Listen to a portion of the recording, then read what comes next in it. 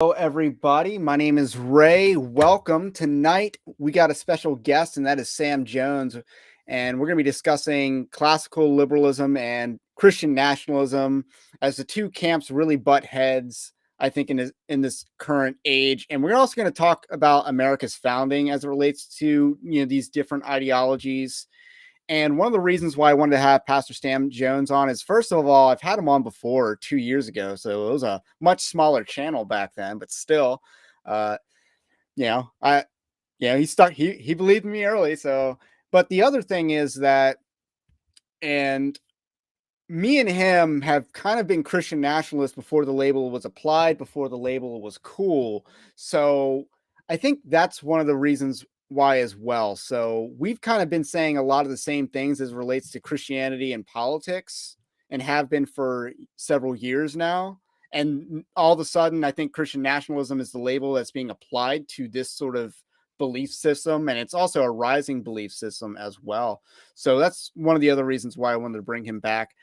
Uh, Specifically to talk about this issue. He is the author of 5 Steps to Kill a Nation, right?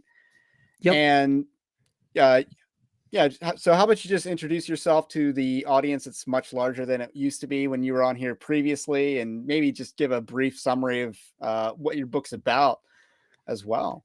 Yeah. So, Sam Jones. So I pastored, I think when I came on last time, I was pastoring over at Faith Baptist Church in Hudson, Iowa, because I just realized, you probably have an audience more than just Iowa and Hudson. It's a tiny town. So I should probably say what state that was in.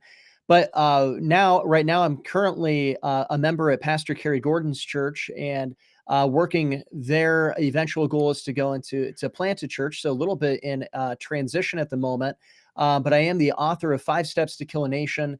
And basically, the book really goes over the concept of what is destroying America. And I go through the 10 commandments and show how we've abandoned each one of the 10 commandments, and how it is necessary that we uphold the 10 commandments for a nation in order for the nation to succeed. So it's really based upon the concept, simply put, righteousness exalts a nation, but sin is a reproach to any people. And so that's what I've been saying. In fact, actually, before this term, Christian nationalist kind of took this mainstream in the reform stuff, before this current controversy of Christian nationalism and G3 came up. I preached a sermon on Christian nationalism and really presented the merits of Christian nationalism in things like that. And so I really think this is an interesting concept and an interesting debate that's going on right now. So thank you for having me on, Ray. I'm excited to be here. Yeah, and like I said, you're talking about enforcing the 10 commandments as law, or the fact that America needs to go back to the first table and the second table of the law. So that's right. Again, that was ahead of that book. Came out in what, 2020? Yeah, 2019. Yeah, 2020. I think I started writing it late 2018, and it came out in 2020. Yep. So there's my upcoming book is going to be titled "Winning Not Winsome," and which is very on the mark for this audience and for discernment ministries in general. It's not a Christian nationalist book. Like, it's not the case for Christian nationalism by Stephen Wolfe. However, it is a very Christian nationalist book, because I do talk about Christians, going into government, and I lay out like a 6-step plan for how to make that happen, which, obviously the steps are easier said than done. And, I have some experience implementing, but not perfectly, because, I've run for office before, and didn't win, but it's a learning experience for someone with zero name ID as well, and who lives in a county that's a lot more liberal than it wants to admit. So, but either way, like, these are ideas that I think a lot of Christians have been articulating for a while. I know, you were very staunch on the COVID issue as it related to churches. And I remember and I probably did an article on this at the time, when Kim Reynolds issued a temporary mask mandate when she just decided to capitulate for some reason.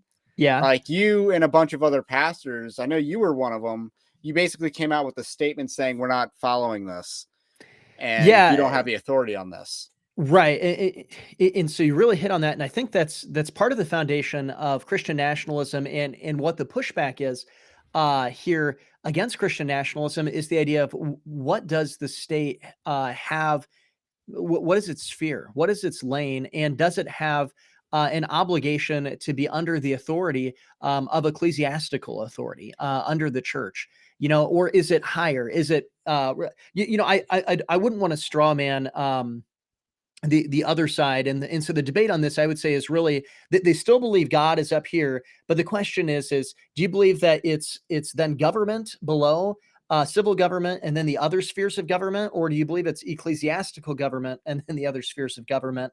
That's kind of there. Which one is to be coming out and implementing? And interestingly enough, I would say that the G3 within this controversy, the classical liberals, honestly believe that civil government, even though they'd probably really hate me saying this, they believe that civil government's right under God, because they're saying that the civil government doesn't directly have to be under God's bishops. They don't have to be submitted to that. That the church doesn't really have the authority to come out and to be the Nathan the prophet to David the king and to tell them, no, you've done wickedly and you need to repent. But yeah, during COVID, definitely called my governor a tyrantess multiple times, still call her a tyrantess. And it's interesting because people would say that she did better than anybody else. But when it comes to tyranny, it's either a pass or a fail. It's not, hey, you got a C plus.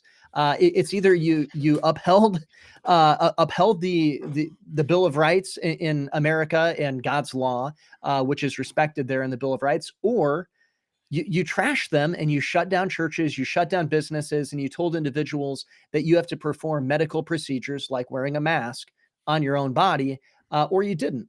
Those are really the only two options. There's no in between, and I you got to mean, call balls or strikes. there's a saying that C's and D's get degrees, but not in your book. That Uh, well, and well, again, she is a top 3 governor in this country, I think easily, yeah, which could and be that's a sad sad. thing. Yeah, Yeah. that I think that is a sad thing, but I do value repentance in leadership. I think Ron Hmm. DeSantis is probably the one who did that, while a lot of the other governors are like kind of gaslight you into think that, they never did any of this stuff. So I give like the first 2 governors to repent a pass, Hmm. and then the third person to follow in line is not brave. Like there's nothing brave about being the third person to stand up. Yeah. Uh, So, it's gold and silver, no bronze in your book, huh?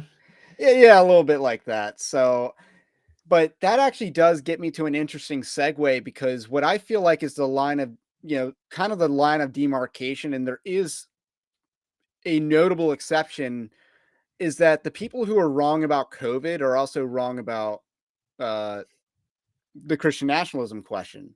So what I see is that the people who are rising because of the Christian nationalist uh, debate, and that would include this channel to some degree, uh, especially on social media. Uh, I mean, Twitter, not YouTube, but this channel to some degree, and Joel Webbin and William Wolf and Stephen Wolf, obviously, and a bunch of other people, they're rising and they were all, as far as I can tell, right on the issue in 2020. But the people on the other side were wrong on the issue in 2020. Michael O'Fallon would be the one exception that I can find. Yeah. And Yep. I think he's kind of gone crazy. Y- But Michael's an interesting case. I think he's a separate case from the generic opposition to Christian nationalism that you see, Well, which is why I want to separate him as an exception that proves the rule. But I the G3 people were nowhere to be found on this fight. yeah, I think you're really right on that, and I feel like I want to bounce this off you. I haven't said this out loud, so maybe it's going to sound really stupid. You know how that goes. Uh, do you feel like G3 is trying to, in some ways, like they feel John MacArthur fading a little bit, or maybe a lot of it, and they're trying to fill the John MacArthur void. And kind of like you said, you give the first and a second a pass for repentance, but the third, there's nothing brave about that. And I know there's Not just that repentance is bad, but yeah, yeah, right. But in the sense of who's actually leading, I think is kind of what you're getting at there. right. And um, and I know there's this documentary that Grace to You's putting out or put out about John MacArthur and being a leader on the COVID issue and everything like that. But like his church was shut down for 8 or 10 weeks or something like that. I think like he was not the first to stand or the second or probably the second hundredth to stand. And in fact, he had written literally the game plan in the book, Why Government Can't Save You, as to why you should shut down when government says to come in to do it. And that was the argument he initially took. And then, quite Yeah, I frankly, believe it they was also came up with some sort of obscure. It was either John MacArthur's or himself or Phil Johnson that came up with a very obscure interpretation of Hebrews 10, 24 and 25 that no yeah, one had ever come up with before to justify the locking down. right. I believe that's what they did in like April of that Yeah, same year. and it seems like the G3 guys are kind of following that suit and maybe trying to implement a lot of that John MacArthur.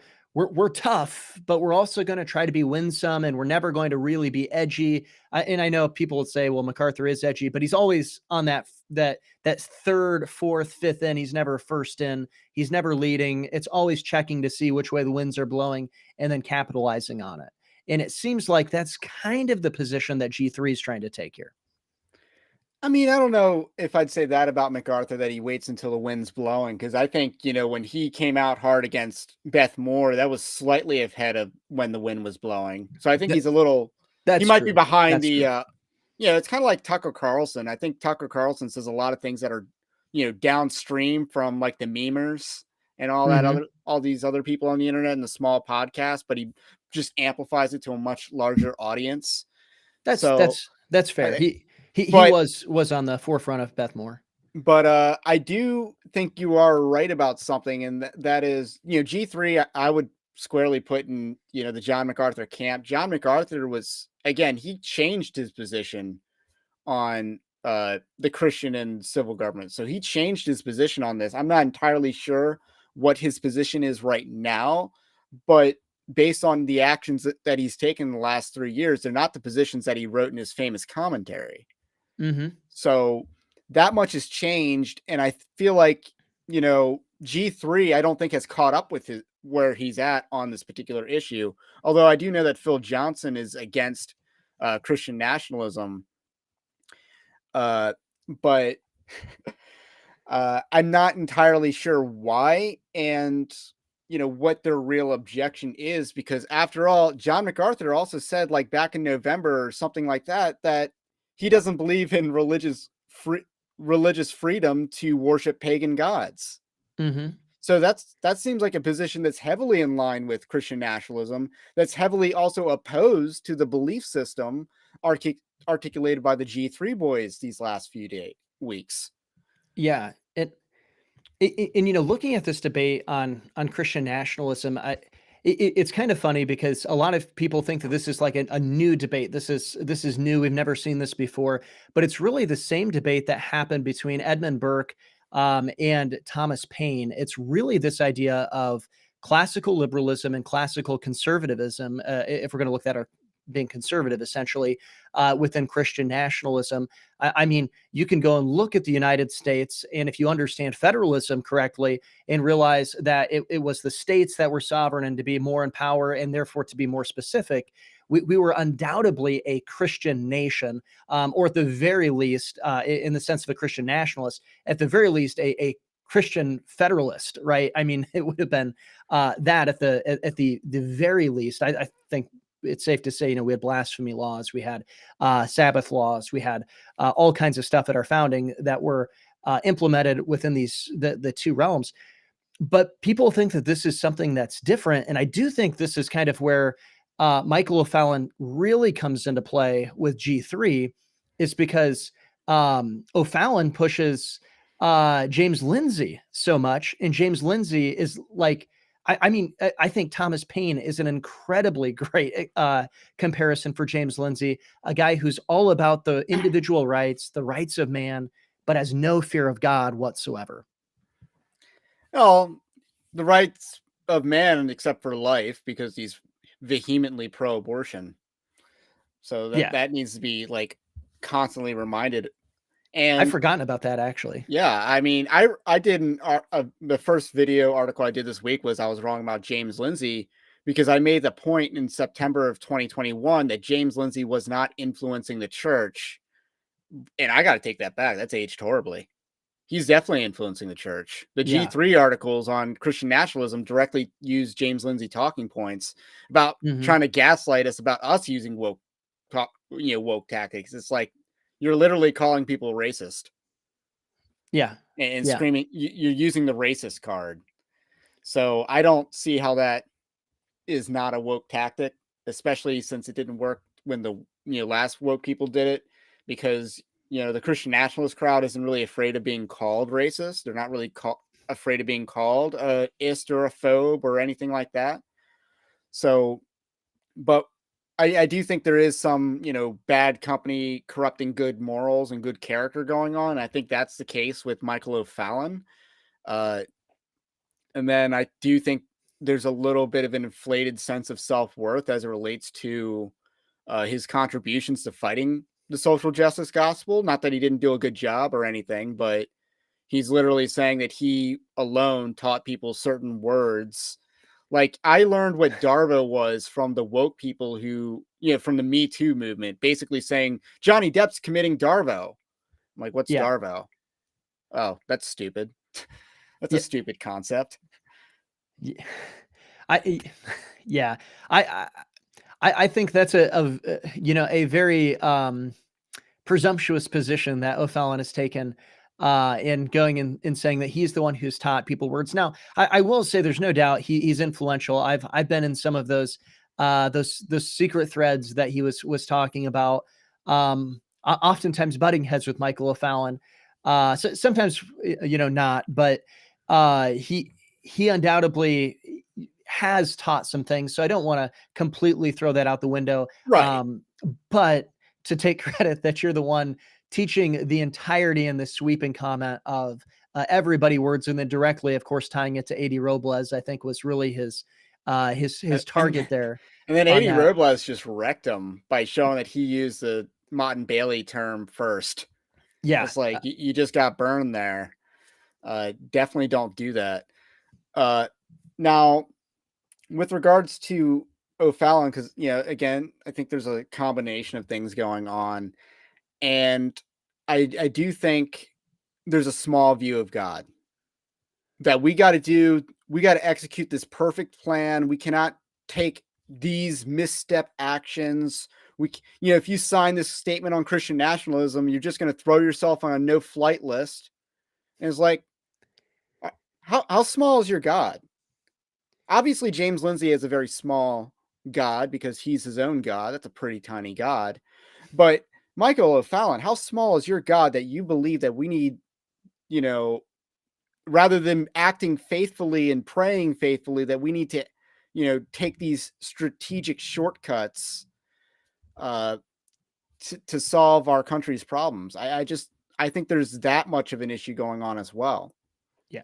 Now, I mean, to be fair to Michael, his vocation, is taking people on religious tours and going and doing things like that. So being thrown on a no-flight list would be a really big deal to Michael.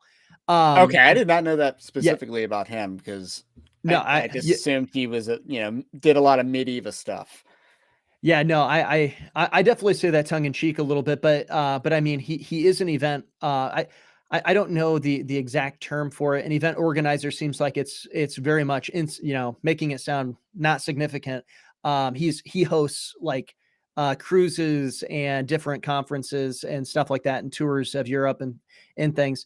But you're exactly right. I mean. So if the world hates you, I thought that was a good thing according to Jesus, right? I mean, he kind of told us, like, the world hated me, it's going to hate you as well. And so, though we shouldn't necessarily go out and try to solicit that hate, it is one of those things of if we're going to go and stand on biblical truth, and so that's where the critique needs to be made. If he doesn't think that the position is on biblical truth, he needs to go and to make that argument as opposed to what are the consequences because Jesus Christ died for us. I think that we should be willing to give everything for him. Right. And then, of course, offer your own alternative, which I guess we'll talk about more as we discuss the distinctions between Christian nationalism and classical liberalism. I do want to say, just as some housekeeping, that smashing that like button really helps with those algorithms, as well as liking and subscribing to the channel if you are new. So that's just a little bit of housekeeping. Uh, but with that said, uh, one of the things that I'm kind of, because this is what I do want to give credit to Michael O'Fallon, because he didn't really influence my views on these things. Because first of all, I knew this, I was much more into politics as a political junkie before I was a Theo bro. Hmm. So with that said, I didn't need him to tell me that this cultural Marxist stuff was cultural Marxism, because I was more politically inclined. So there was an audience for him, for the Theo bros, to learn a lot more about these kinds of concepts. But but it does kind of reveal, this Christian nationalism debate really does reveal those who are really good with theology, but completely inept on the political aspect and civil government theology, uh, which I think America, we're just wrecked on that in general, because we took for granted having what are the strong men who created good times. We've been coasting off of that. So we kind of took for granted the basically the environment that we had, and we just kind of let our guard go completely numb. Our blade went really dull on this issue of the civil magistrate. And I think a lot of Christians who are really good with theology are really bad at politics. Hmm. And, I just wanted to ask you, is there something about an MDiv that makes people suck at politics? Yeah, well, I don't know if it's the MDiv, but it's definitely pietism that comes into the church and has been taught, and has definitely taken its roots, and that's what we're seeing. And I think, interestingly, even with the G3, that would say you need to be involved in politics. They care about politics, but they don't want to implement Christian policy, is the idea. They specifically want to make it just moral and not Christian, take away Christ from that. That is a form of pietism, because it's going and saying, well, I think that we need to let the best idea win horizontally amongst people, and not going and saying, well, whether or not we have the best idea, God has already had the greatest idea. But even more than that, he has the authority and we ought to obey it. Even if we're not understanding it, although I would say that I do think that God's politics are the ones that make sense, that work best within our reality, within reality, and work best, just in general. But I really think it comes to this idea of pietism, where they're privatizing their faith ultimately and not putting it into the public square. They're trying to keep their faith separate from politics, not realizing Jesus said, love your neighbor as yourself, and that politics, it simply means the affairs of the people, which therefore you have to be involved in, and you have to show biblical love in order to fulfill God's commands in the affairs of the people, which is therefore Christian nationalism. Right. And it's also a vocational calling. So a lot of these people act like it's not a vocational calling. Well, And it's more than that, and according to Romans 13, right. because the just minister of God, who's a Christian and doing this, or the just civil magistrate, he is a minister of God. Right. So this is actually something Christians should aspire to do. And if you look at the London Baptist Confession, that basically says that, Christians would be better at this. Yeah.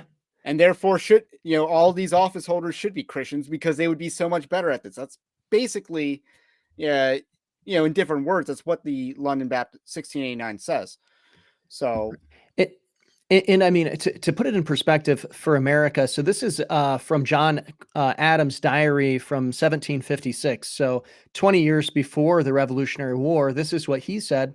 And this is interesting, because a lot of people would go and say, well, John Adams, he ends up defecting later on, getting Unitarian, right? yeah, Unitarian, getting convinced essentially by his good friend Thomas Jefferson. But listen to what he said. He said, suppose a nation in some distant region should take the Bible for their only law book and every member should regulate his conduct by the precepts there exhibited. Every member would be obliged in conscience and temperance, frugality and industry, justice and kindness and charity toward his fellow men, and piety and love and reverence toward Almighty God. If that's not Christian nationalism, going and saying, look, a nation should just take the Bible to be their only law book, and then everything is going to be better, in the best form that it could possibly be, I don't really know what is. Uh, and I mean, John Adams, we look at that, he's not viewed as even the strongest Christian amongst 1770, amongst the founding fathers. So we look at that and we go, even the weaker Christians were saying we should be a Christian nation. Yeah, I mean, you don't get any indication from Thomas Jefferson that says we shouldn't be a nation held accountable to God. Ben Franklin, I believe, became more of a Christian over his life. I know he starts out one direction and kind of moves over time. And then I'm not entirely sure, but when you look at the founders of the country, the signers of the Declaration of Independence, isn't it like of the 56 names or something, however many, like 29 or 30 of them had like some sort of seminary education, Yeah, some it's sort of theological education?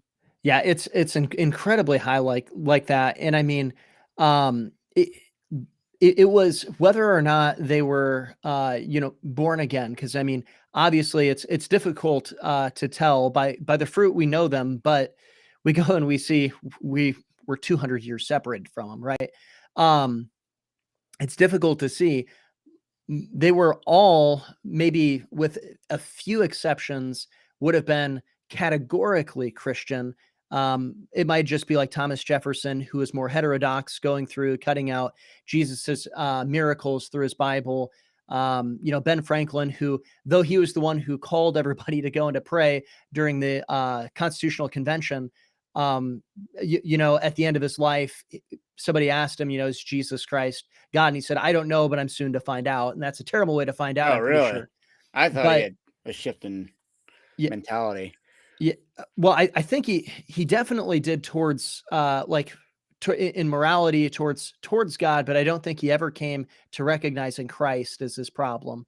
I think he, I mean, I think he recognized the only foundational worldview that really does make sense is through the Bible, but whether or not he believed in the deity of Christ is the question.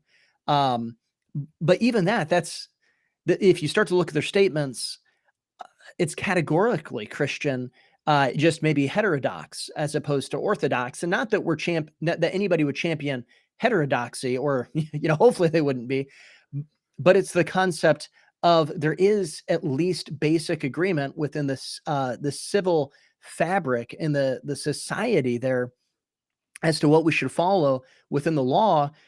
And this is what makes Western civilization Western civilization. It was the meeting of Athens and Jerusalem, which part of that is monotheism, so that we can have equal values or similar values and work towards the same direction. It's polytheism that destroys nations and tears them apart. You can't have unity in polytheism. No, not yeah. I can see how having several different gods or even religious pluralism which would create, multicultural society of different Mm. religions, that'll fall apart. Right. And I mean, well, think about the values of Islam and the values of Christianity are dramatically opposed, and so they're pulling against one another. And so, well, you've got some people coming and bringing Islamic laws, and you've got some people, coming with a Christian worldview, maybe not bringing Christian laws according to G3, but going out there and having that debate. Well, what happens if one wins over here and one wins over here? It's a two-headed monster, right? And anything with more than one head is a freak, is what it's looking at. It's leading in a different direction. right. So as it relates to America's founding, because a lot of this would actually be because my understanding of the founding fathers is they all believed in some sort of divine accountability, Hmm. which would be opposed to deism, which is what they're classically, commonly accused of, which I don't think is as common. Yeah. I'm sure you can speak to that to some degree.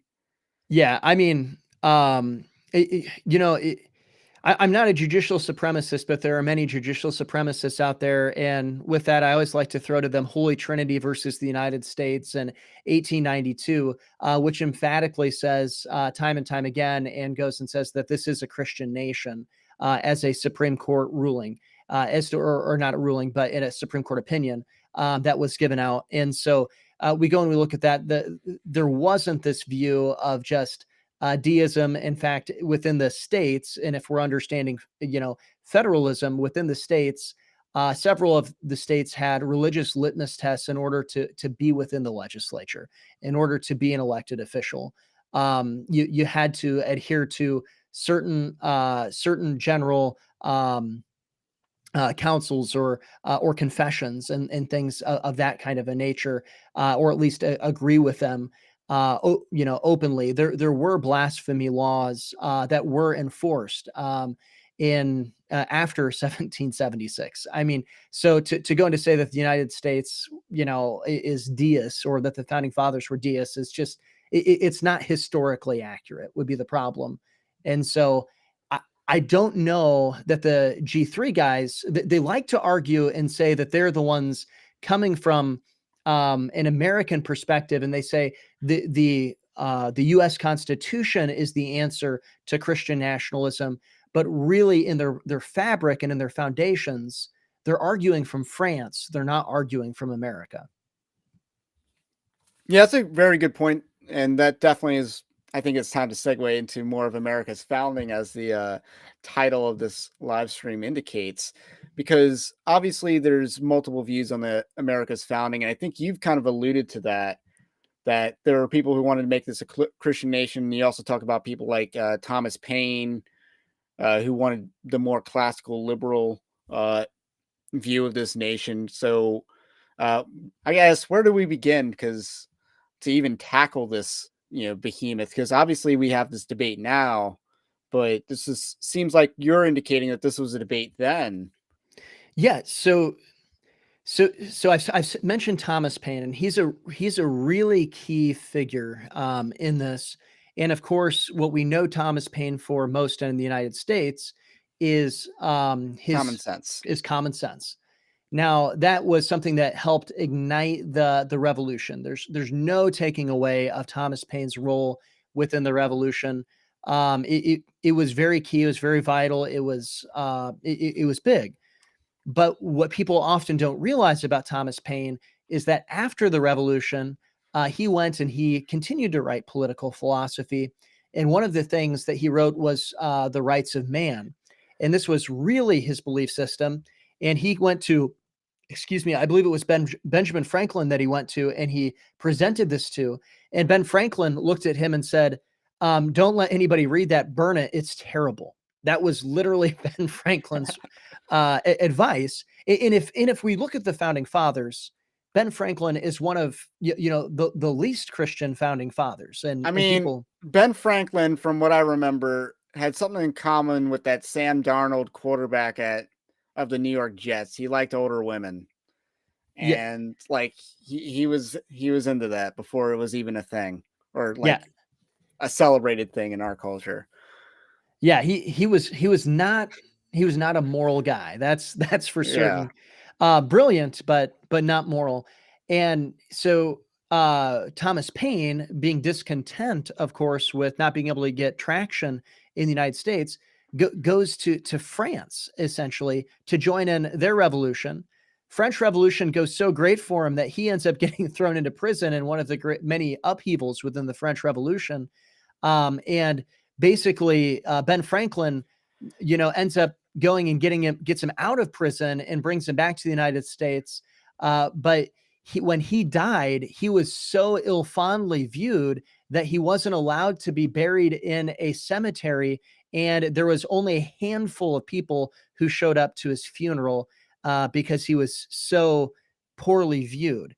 And that's how opposed the United States is in its founding, in its fabric, to the rights of man, or not to the rights of man, but to that theory of the rights of man, the book or whatever he was trying to write. And the concept is essentially that that society it basically starts over each generation, and we get to rewrite our society.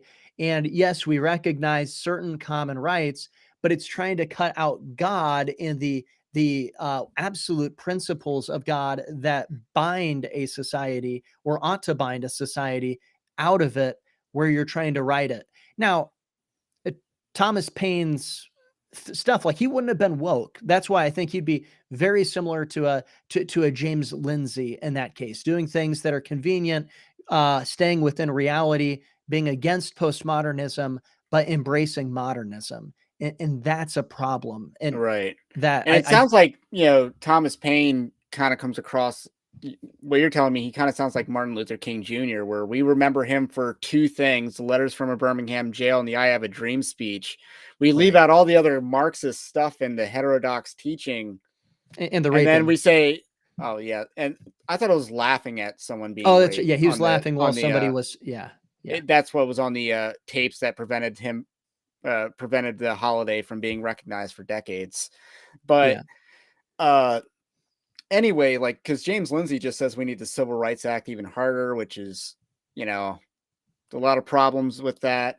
But it seems like, again, what is the biggest criticism of the Republican Party from conservatives? It's like, what are we trying to conserve? You guys are just 10 years behind the Democrats. And, that's what we're kind of getting from the modern iteration of a Thomas Paine. Right. And I mean, so John Jay, the first Chief Justice of the Supreme Court, said this: Providence, and this would be, something that they'd be referring to as God.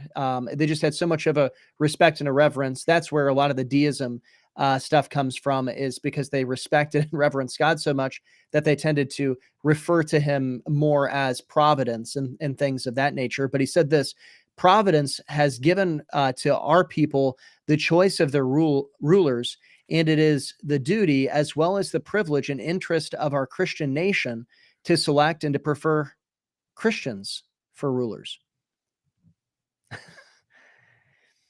Yeah, I mean, I live in Maryland and we still have something like that. We still have in the books religious, qualifications for office. That's still in the Maryland Constitution. I believe it's just not enforced, but it still is in there. Right. And I would imagine it's in a lot of these things. And if you look at the way that states were admitted into the Union, they had to have certain laws that were, amenable to Christian customs. And I think a lot of this had to do with keeping the Mormons out. But let's go to some comments. So Andrew Costa said a long time ago, can we just reiterate that she needs to go home, in reference to the Beth Moore comments? And want to say hello to Montana Viking as well.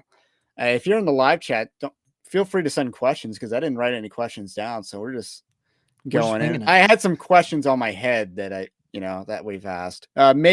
Morning Sun says, may the same wonder working deity who long delivered the Hebrews from their Egyptian oppressors and planted them in the promised land, whose providential agency has lately been conspicuous, establishing these United States as an independent nation, still continue to water them with the dews of heaven and make the inhabitants of every denomination participate in the temporal. I assume this is a quote from somewhere, but we'll maybe get the rest of that quote soon. But I do want to touch on one thing that we haven't talked about with the founders, and where did the Freemasons kind of fit into this? Yeah, Because so a lot of people would say that, these guys were it was more of a Masonic founding. And I know that a generation later, you see the rise of Andrew Jackson, who would be a very anti-Masonic president, kind of America's first Donald Trump-like character in some respects. yeah, he definitely was. Andrew Jackson was an interesting character, to say the least.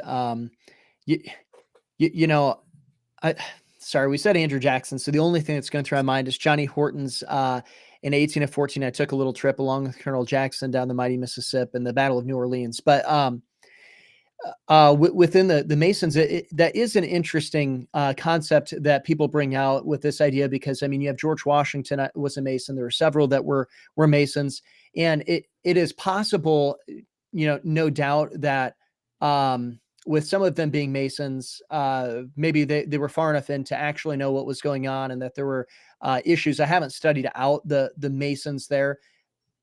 Masons and Masonry like that. In my mind, it's a cult.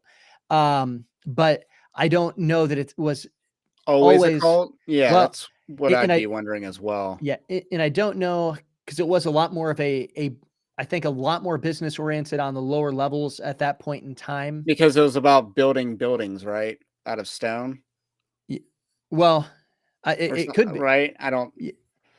I think there was more to it, because you had like the Shriners. The reason why they wear the red hats is Yeah, that the it's a symbol hats. of going and killing Christians and dipping their hats in the blood at one point in time, and things like that. But I haven't studied specifically what the Masonic Lodge was like in the United States in the 1700s and early 1800s. So I'd probably be more speculating than I would be giving any definitive answers.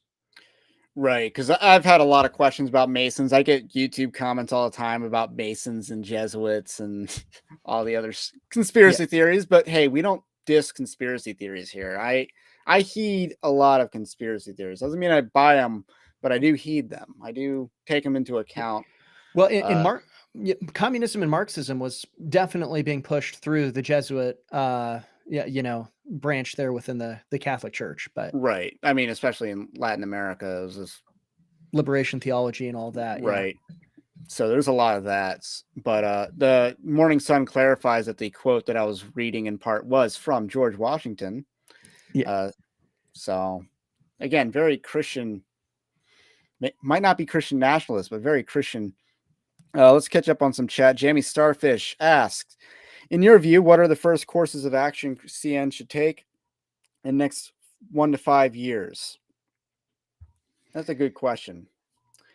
First courses of action. Well, I think right now we need to have more of a game plan. We're like in the sort of the ground level, I think. We need to have a game plan on what the outcome should be. And like, because what we're talking about is largely the end game.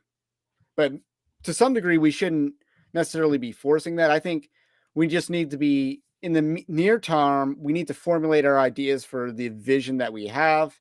But in the short term, we need to be a loud enough presence that we basically get the Republican Party to act in ways that align their laws to biblical policy.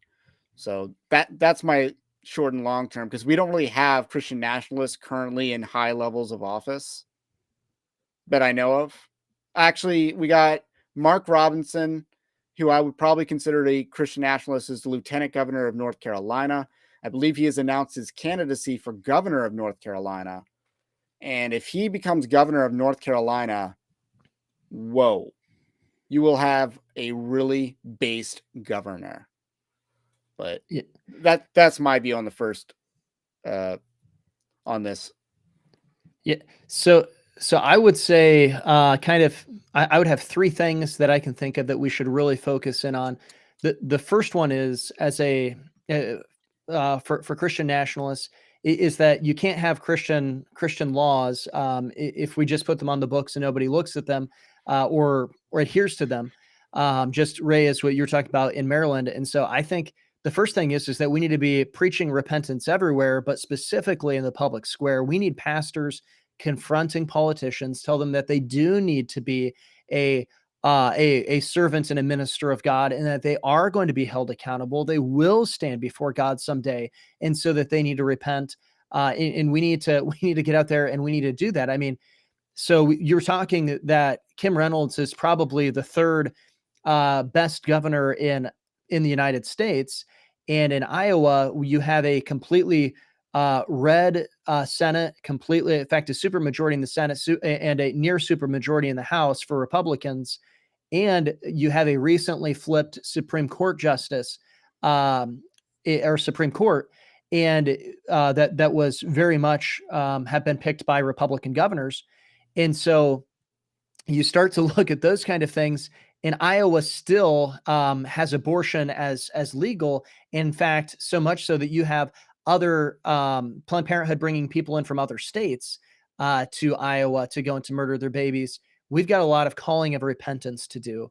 The second thing I think that we really need to do is to focus in on local government, winning where we can, and reminding people that we need to be a bottom-up government, not a top-down as a republic within the United States at this point in time. As long as we're going to be under our constitutions and working with that, we need to go and to show that it is still the people who are going and being represented, not that it's the people void of moral standards, but we need to go and to really be empowering our lesser magistrates to go and to be doing what's right, because that's where we can have the most influence.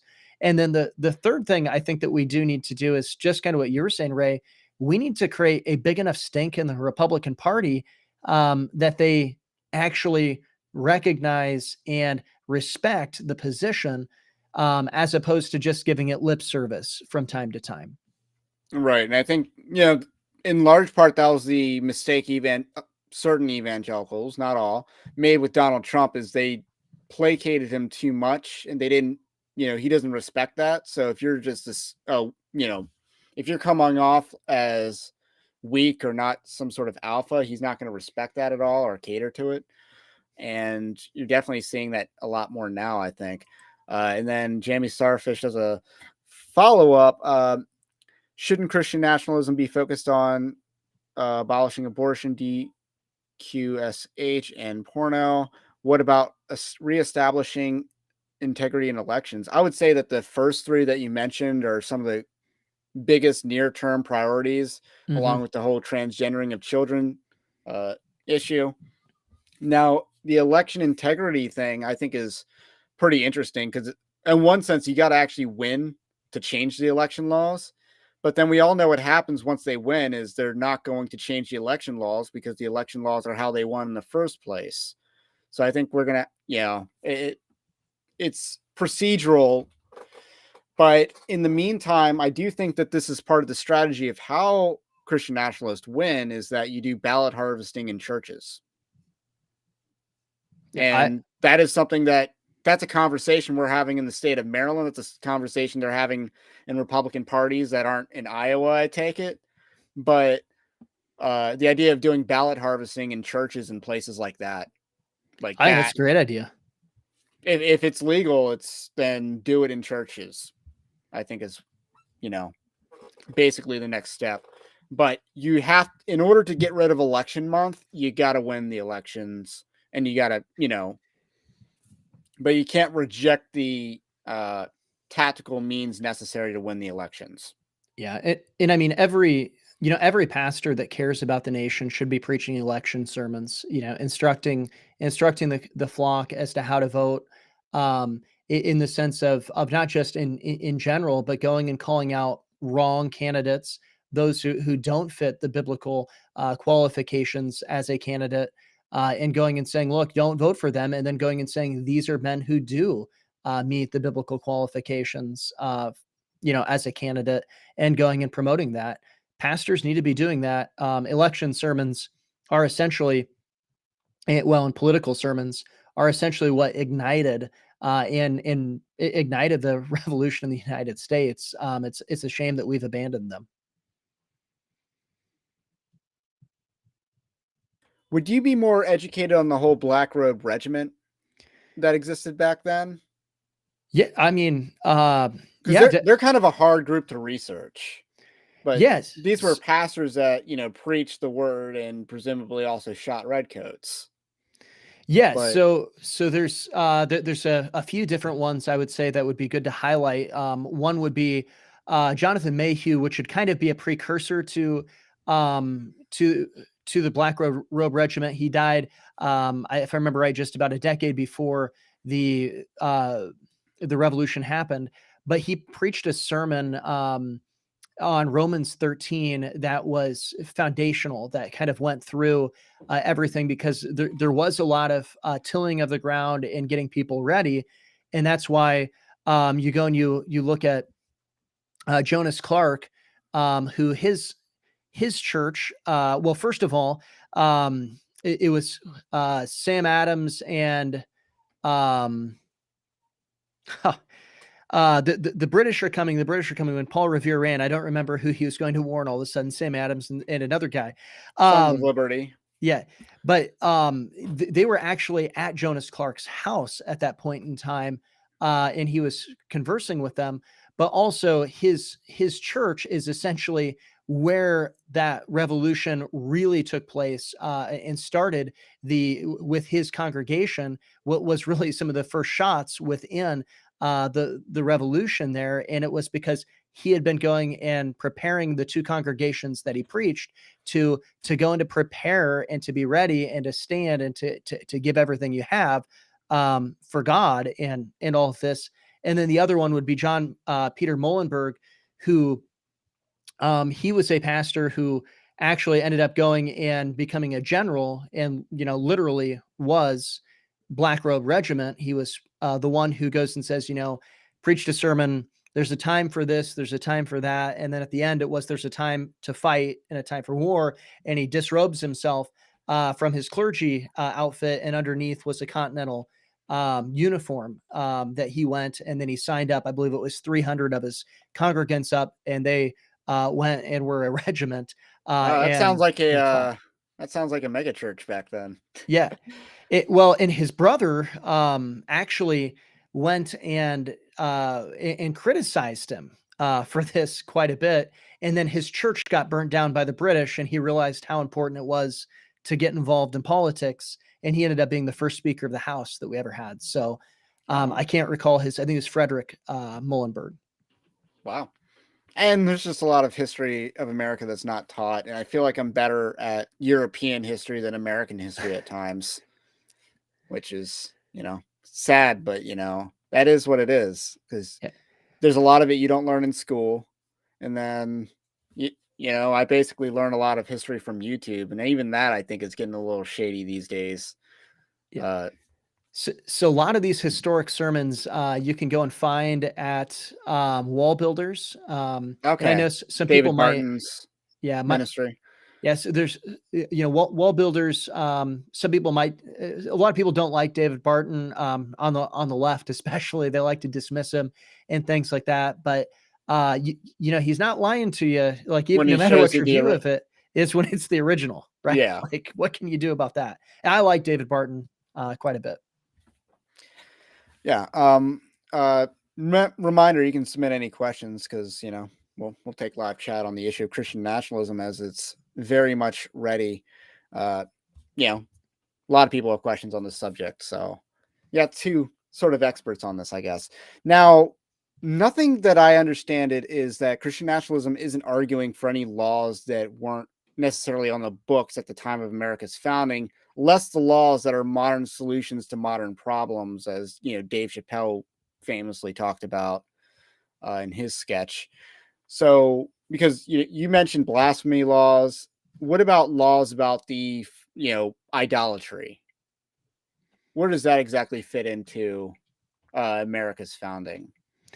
Right. So the founders definitely did believe in a personal liberty, I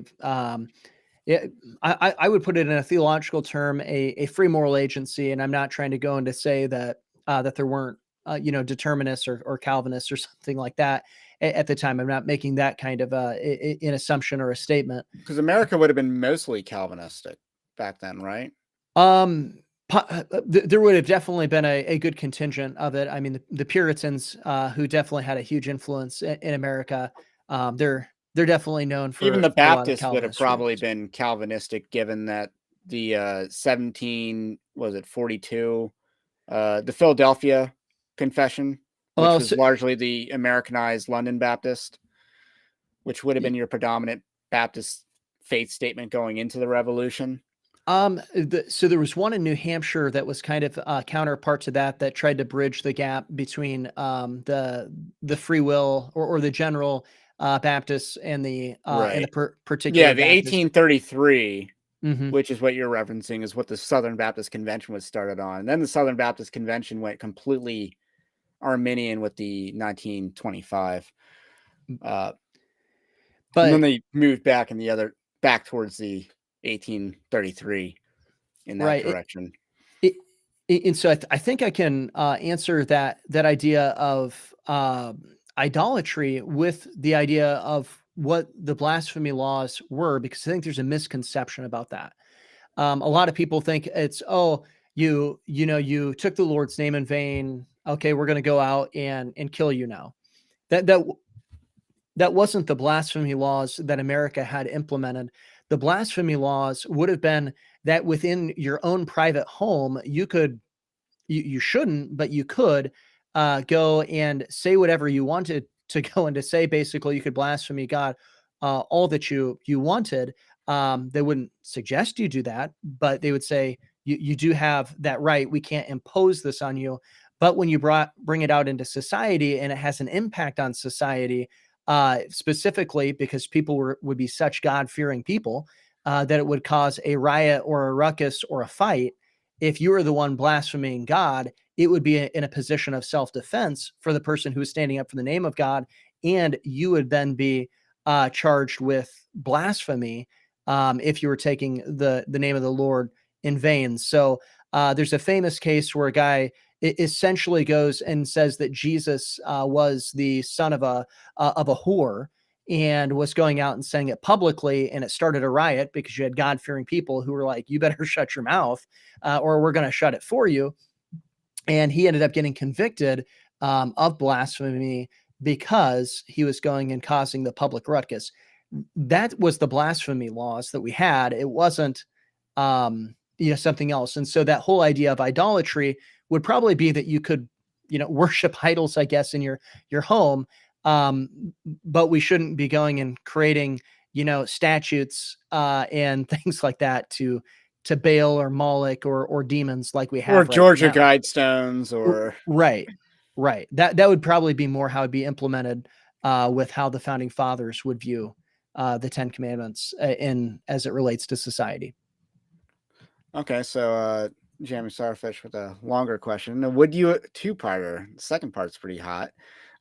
Would you agree that the Constitution is compatible with Christian nationalism? I think we've kind of established that it is, because I would actually say that English common law is the Christian nationalism that we need to reform. Like, we need to reform our legal system back to more of what it was with English common law, obviously with some modern updates for the modern problems that we have. But English common law would be the starting point. For the judicial system, I mean that's what America's judicial system is based on anyway, is English Or it common used to law. be. Yeah, used to be Yeah, based off until of. until judicial, critical uh, legal theory came into play and things like Right. that. Yeah. And then the second part is, do you agree that Ron Paul's 2012 presidential campaign was the closest we've seen to this at the national level in 100 years? That's tough, because I'd have to go back 100 years. I wouldn't want to miss anyone, because I feel like there are solid Christians. I know President Eisenhower might not have been the most conservative president or successfully conservative president, but he did a lot to institute Christian values in society.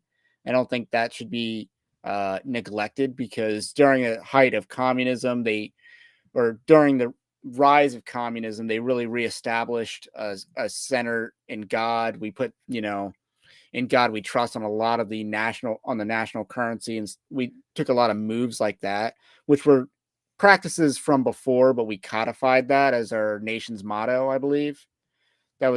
it was codified in Mhm. 1952, I believe, but it was already on the money before that. Right. I think Ron Paul's run, I believe he ran also in 2008, and I believe his run in 2008 would have been better than his run in 2012 when it would be considered compatible with Christian nationalism, if I'm remembering right. I'll be honest, I'm not super old, and so I was pretty young at both of those junctures. Um, but I if I remember right, Ron Paul made the argument of of the right to prostitution and things like that. So I don't think he would necessarily fit well. But the other issue that I think we could run into is I don't know that there's a whole lot else that runs well. And the question wasn't, was he pro Christian nationalism, but would he be the closest? Maybe Santorum's in 2012 would be better. I Yeah, that think might be a better example because he took a lot of heat for his pro-life position, yeah, life at conception. he stood pretty uncompromising on that, and on marriage as well at that point in Right. time. And he also It, suggests Barry Goldwater and Pat Buchanan from Anthony. I I have to be honest, I was not alive when they were running. I don't believe Yeah, so. I can't comment to certain politics. Like Barry Goldwater would have been like 60s, right? So It, asking the wrong guy. This is yeah, where you need to, find a boomer and something. But someone with an older operating system that has the memories of these, because I understand, it's a recency bias. I could tell you who the worst like Republican, campaigns were in the history of the United States. I mean, two of them were definitely in my lifetime. John McCain and Mitt Romney, the third one being Alf Landon, who ran against FDR in 1936, ran a terrible campaign that was basically Mitt Romney uh, on the issue of Social Security instead of Obamacare. man, But the question does hit hard though, because when you go back 100 years, I mean, we're still basically to this. I mean, just before the start of the Great Depression, and we've had some terrible presidents since then. yeah, it's interesting. If you were to do like who are the best top 10 lists of presidents of the United States, like wouldn't 7 of them be in the first 10 presidents? Yeah, most likely. Um, I mean, Jefferson, Madison, and Monroe were basically the same person in terms of their like they were all from Virginia, Secretary of State, then president. It's like they're mhm. basically the same person in a sense, and they Yeah, govern very similarly. And so it's like same person almost. Obviously, Washington would be on that list, uh, I but I see. I'm a big John Quincy Adams fan, but his presidency was terrible. Unfortunately, he didn't get anything accomplished because he ticked off Andrew Jackson. So, but uh, that's probably a story for another day. and then have you heard of Chuck Baldwin? Ran for president under the Constitution Party and is a pastor now. Like the Constitution Party, I believe, is more Christian, but they just have like no base of support. Like they're not even on the ballot where I live. Right. And then they I ran Blankenship from West Virginia, mhm. who coined the term cocaine Mitch, I believe, was their last presidential nominee. Yeah, yeah. So I'm not familiar with Chuck Baldwin that much, or the Constitution Party just a little bit, but like you said they don't have much of a base, unfortunately. Yeah, I mean it would be nice, but at the same time, it's also we might as well just own the Republican Party and take that over. You got a perfectly good party to take over rather than starting our own. I think is because I've been around people who tried to start their own political party. It didn't work out. Yeah, it's a tough thing. I think it would almost have to be. I'm talking more, dynamics, but the Tea Party movement, a party within a party, I think would be the Right. better way to go, which is essentially how the Republican Party kind of ended up starting too, was that it was two parties coming together. But So definitely keep the questions coming. Uh, so let's get back to the classical liberalism part. mhm, So let's kind of define, like everyone's kind of obsessed with defining Christian nationalism, and I'm sure I basically define it as Christianizing a nation through the preaching of the gospel, the establishing of the institutions, and the aligning the civil law with the law of God for the purposes of establishing or restoring a Christian heritage to a people. That was my definition of Christian nationalism. I moved a prepositional phrase, but is otherwise verbatim it. Uh, that's that. What would you? How would you define? And would you agree with that definition of Christian nationalism? yeah, I think that's a pretty solid definition of Christian nationalism for Uh, sure.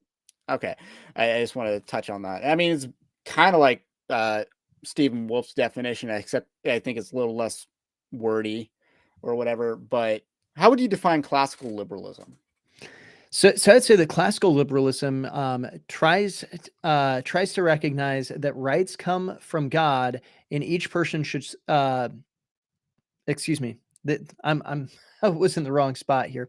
Classical liberalism makes the claim that liberty is subject to natural law, but it gives no basis for determining natural law or determining right and wrong and morality. So they try to go into um, to go into appeal to natural law, while at the same time not appealing to the lawgiver. Now, many of the individuals recognize the lawgiver, but they say that we shouldn't publicly recognize the lawgiver within the laws.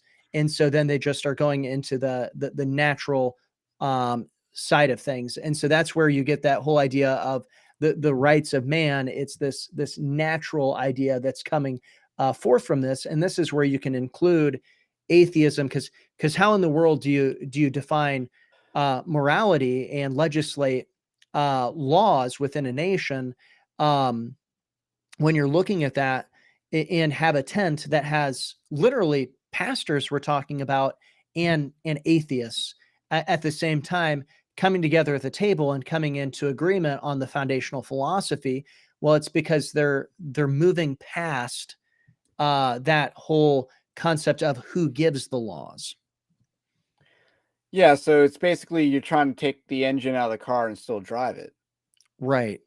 And, So, and you go. I think that what would define them best is that the term, like to put it into a catchphrase or a cliche, um, we're not trying to legislate morality. That's what they would ultimately come down and I think try to say. The G3 guys tend to be going and saying we need to appeal to moral law, but then the question comes down to, well, are you divorcing the first tablet of the Decalogue, which has always been considered moral law, from that? Are you saying that adultery should now be punished? Because they would go and say, well, no, that's theonomy, or no, that's Christian nationalism. And so they're really just hiding behind that term, moral law. What they really mean is natural law. Right, and it seems like a very Thomist way to come about a form of government, which is odd. The whole presuppositional versus classical apologetics and how that kind of fuses with Christian nationalism in the debate, because you got Christian nationalists on both sides, obviously. The Christian nationalists, or Stephen Wolfe is a Thomist, and he Mhm. makes arguments from outside the Bible, largely because he assumes Reformed tradition in his book, which I don't think is wrong, because he's very self-aware that he's not a theologian. He's a political scientist. So he's going to continue with other works, basically arguing the political science of the time and how it continues. And then you got Joel Webben. I would probably consider myself more presuppositional, with big in the Christian nationalism, but not Thomist like Stephen Wolfe. And then a lot of people who are very against Christian nationalism are like, being labeled biblicist and all that other stuff. So I find this to be a pretty weird, like, it's So where you bridge the gap, because it doesn't. You're right. It doesn't make any sense as to what the arguments people are making from the theological positions they're having, is that it is an infusion of pietism, of going and divorcing their Christianity, or privatizing, I should say, more privatizing their Christianity, and not bringing it into politics is the problem. Like, if you're a presuppositionalist, I don't know how you can't be the idea of a Christian nationalist, in the sense of believing that a nation needs to be Christian, because you're saying ultimately that the only worldview that makes sense is Christian. And so, would you be saying that you want a nation that doesn't make sense? That would be the logical conclusion right. of that. You would think they would be all about it, but instead James White, I don't know. really what his argument is, because I think a lot of it had to do with like the race thing, which I thought he was kind of wrong about. And Yeah, yeah, it's kind of like in the Samuel Say thing. If you're going to call people racist, then stop saying that you're not in an interracial marriage, even though you clearly married a white woman. yeah. Nothing wrong with that. I'm not condemning that, but don't say there's only one race and then call people racist on very dubious grounds. Yeah, and I do think one of the things that I think will be interesting going forward is that term ethnos, Right. and looking at that in a blanking on the passage in Acts where it goes and it's really a great passage for Christian nationalism, because it goes and it defines that God sets the boundaries for nations, which the word there is ethnos. Right. Um, in my position would be that in ethnos, it's clearly defined right there. It's limited by time and space, and so it doesn't have anything to do with skin pigmentations, with race or ethnicity Yeah, at it's an Act at all. 17. Right. Uh, and the other thing about it is Stephen Wolfe kind of would. I think Stephen Wolfe's argument is that Christianity would actually give our society a social fabric intertwining our society that we don't have because we're not monoethnic, and that we're not, uh, all these other things. We don't. We're barely speaking one language. We're not monoethnic. We're not. We don't have the a melding culture that keeps us together. So what's going to keep us together? He views Christianity as a solution to this problem, to making our country a nation again and not just a state. Yeah, and I actually think that's that whole Which, idea of unity with that belief system, it's much more valuable actually when it comes down to a religion, because your values go much deeper in your eternal beliefs than they do even in your the camaraderie with even what skin color or pigmentation you have, or what food you like to eat and things like that. Um, that really is one of the necessary things, is going and not being a polytheistic or a pluralistic society, but being a monotheistic society. Montana Viking notes that one of James White's concerns was over the purity of the gospel. And I think that had to do with like cultural Christianity, nominal Christianity, and the false assurance of salvation that would be given. Right. So if oh man, there's a lot to that you could dive into that. So one of the things if we're going to critique the Christian nationalist side of the debate, I would go and say one of the downfalls, and this does come, I think AD put this well, Robles, is that it's a decentralized movement, and so as a decentralized movement, there's not going to be one, two, three guys that you can go and look at and say, hey, these guys are the leaders. They're not the executive producer of Christian nationalism, like you have an executive producer of the G3 movement or whatever like No, they have that. a board. Yeah, right, exactly.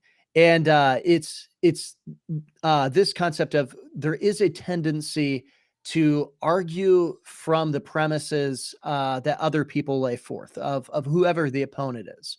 And I think that's where a lot of the criticisms with ethnos comes through, is through going and arguing from the arguments of the woke, in beating them and pointing out their ridiculousness. Sometimes it's accepting a premise to make a point, and then people go and they don't get the heart of the person, is the issue. And, Right. and so I'm saying this as a narrative, not as the individuals. But this also comes with this whole idea of cultural Christianity, because in technical terms, cultural Christianity would be a bad thing because it's culture impacting Christianity. But I don't think that's what the That's Christian not what it. nationalists are saying. They're saying Right. a Christian culture. But what happened was that's where the argument starts. The G3 guys go and basically say, well, don't you think that cultural Christianity would work?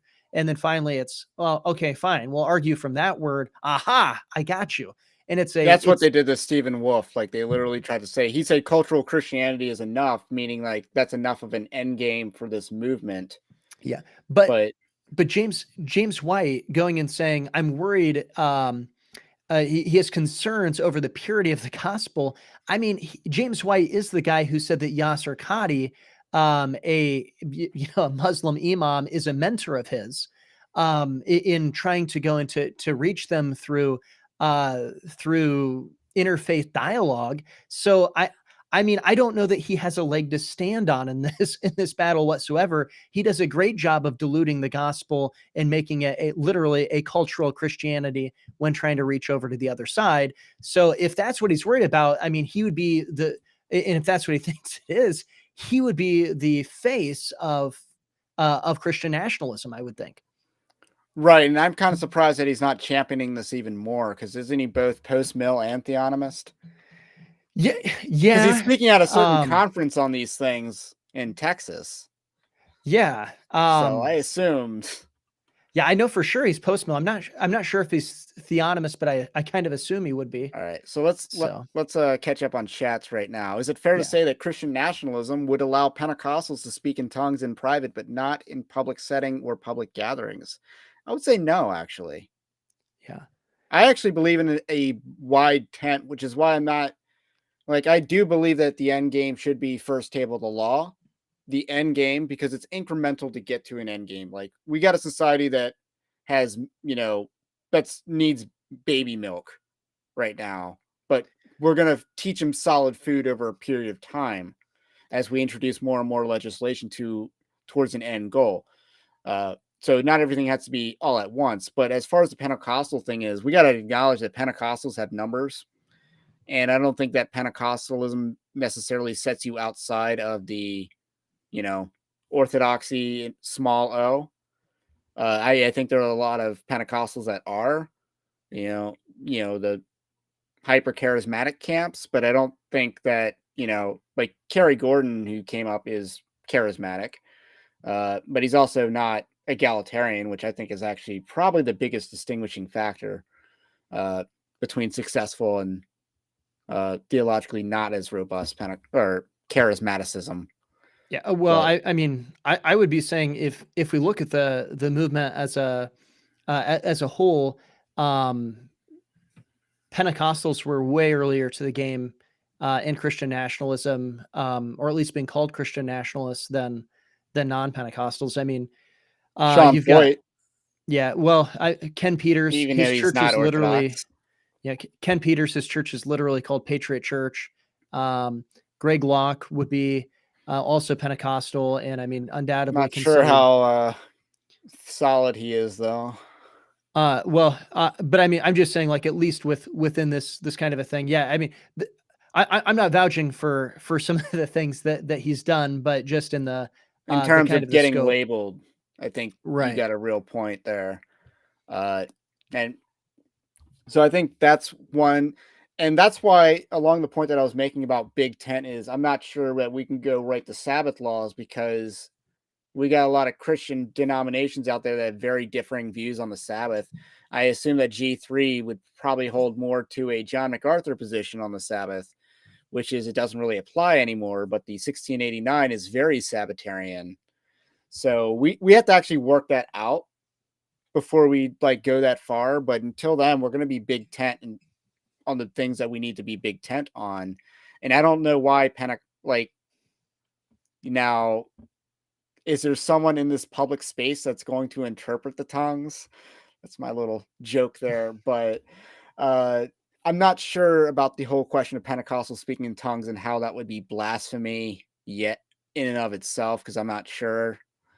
But Well, I mean, if G3 chose the evangelical pope, I believe they would choose John MacArthur, and he would undoubtedly outlaw it. undoubtedly, So I suppose if G3 got their way, because they're the ones pushing for the evangelical pope, which I I think is suppose, their misinterpretation of the Christian prince, yeah, which is supposed to be a Caesarian figure.